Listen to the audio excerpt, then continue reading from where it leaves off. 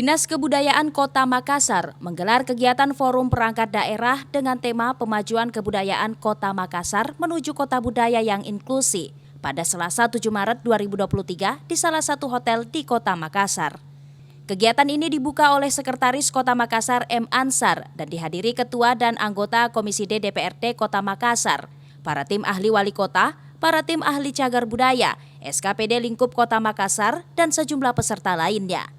Dalam sambutannya, Kepala Dinas Kebudayaan Kota Makassar mengatakan bahwa Dinas Kebudayaan Kota Makassar memiliki sejumlah program strategis ke depannya, seperti revitalisasi museum, pemilihan duta budaya, penetapan cagar budaya tingkat provinsi yaitu Pengadilan Negeri, Museum Kota, dan Kantor Wali Kota Makassar. Iya kan, kebudayaan sebenarnya itu urusan wajib, ya, yang selama ini masyarakat kurang memahami di mana posisi kebudayaan. Kebudayaan itu adalah hal yang wajib karena keseharian kita mulai dari bangun tidur sampai kita tidur kembali semua dengan identitas kita masing-masing, punya budaya masing-masing.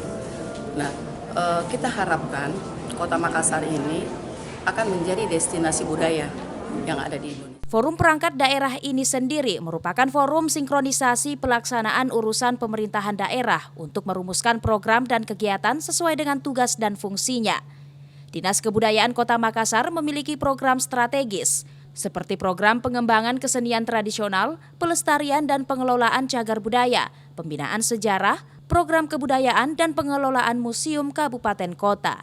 Ical Sahrir, Fajar TV dan Fajar Radio melaporkan.